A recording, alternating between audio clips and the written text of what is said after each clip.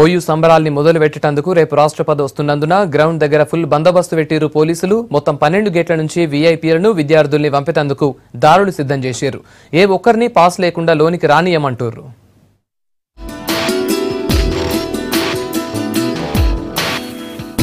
ఉస్మానియా సంబరాలను ఘనంగా చేసేందుకు ఎక్కడా చిన్న పొరపాటు కూడా జరగకుండా రాత్రింబవళ్లు కష్టపడుతున్నారు. ఇప్పటికే యూనివర్సిటీ రోడ్లను మంచిగా చేసిన ఆఫీసర్లు ఉత్సవాలకు వచ్చేటోళ్లకు ఎక్కడా వస్తువులకు ఇబ్బంది రాకుండా చూస్తున్నారు. మొదటి రోజు రాష్ట్రపతి అటెండ్ అయ్యే గ్రౌండ్ కు గుర్తింపు కార్డు లేకుండా రావద్దని యూనివర్సిటీ వీసీ అంటుడు.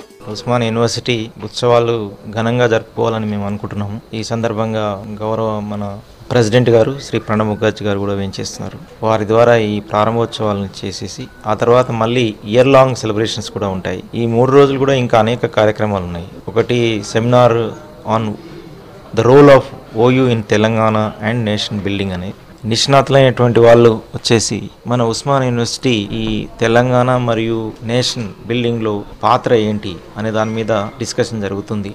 రాష్ట్రపతి పగటేలా 12:30 కల్లా వస్తాడని, గంటన్నర సేపట్ల పలు కార్యక్రమాల్లో పాల్గొంటారని చెప్పిండు వీసీ. రాష్ట్రపతి పైలాన్ ఆవిష్కరిస్తారని, అటెంక పరిపాలన బిల్డింగ్ కి కూడా శంకుస్థాపన చేస్తారు. ఇక మీటింగ్ జరిగే హాల్ దగ్గర 12 ఎంట్రీలు పెట్టినమని, ఎవరికీ తక్లీఫ్ రాకుండా హాల్లో సౌలతులు చేసినందున విద్యార్థులంతా సహకరించాలన్నాడు.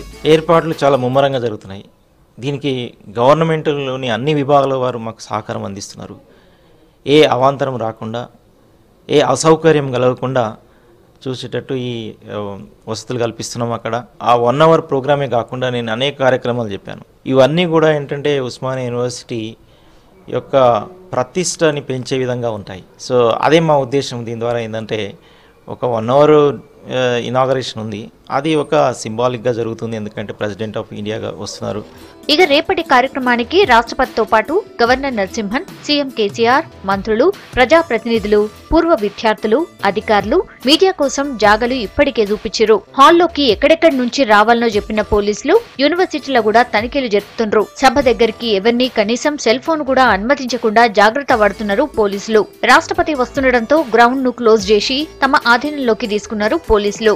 ఎంట్రన్స్ లో ఎడ్యుకేషన్ డిపార్ట్మెంట్ వాళ్ళు, ఈ సైడ్ ఓన్లీ ఒకే ఎంట్రన్స్ ఉంది. విఐపీస్ ఆరాధన థియేటర్ నుంచి రావడం జరుగుతుంది. తర్వాత ఓయూ అధ్యాపక బృందం, నాన్ టీచింగ్, తర్వాత అల్యూమిని అంటే పూర్వ విద్యార్థుల సంఘం, తర్వాత ఎఫిలియేటెడ్ కాలేజ్ వాళ్ళు, తర్వాత లేడీస్ వికలాంగులు కూడా సెపరేట్ గా పెట్టడం జరిగింది. సో మొత్తం మీద 15,000 మంది ఈ యొక్క దీనికి హాజరవుతారని అంచనా ఉంది. ఇక ఎండాకాలం కావడంతో హాల్ మొత్తంలో వందలాది ఏసీ మిషన్లు, మంచినీరు, ఫుడ్, టాయిలెట్స్ ఇలా అన్నిటినీ ఏర్పాటు చేసిరు. మొత్తం 24 గ్యాలరీలల్లా కలిపి 16,000 మంది దాకా వస్తారని అంచనా వేస్తున్నారు. భద్రతా, సెక్యూరిటీలా ఎక్కడా పొరపాటు లేకుండా హైదరాబాద్ పోలీసులతో పాటు చుట్టుపక్కల ఉన్న జిల్లాలకెళ్లి అదనపు పోలీసులను రప్పించారు. 3,000 మందికి పైగా పోలీస్ సిబ్బందితో ఎస్బీ, ఇంటెలిజెన్స్, టాస్క్ ఫోర్స్ అన్ని విభాగాలతో పూర్తి స్థాయిలో బందోబస్తు ఏర్పాటు చేయడం జరిగింది. గత 3 రోజుల నుంచే మా సొంతంగా రిహార్సల్ పెట్టుకుని, ఎందుకంటే ఇది చాలా ప్రెస్టీజియస్ ప్రోగ్రామ్, గవర్నమెంట్ కూడా ఎంతో ప్రతిష్టాత్మకంగా తీసుకుంది కాబట్టి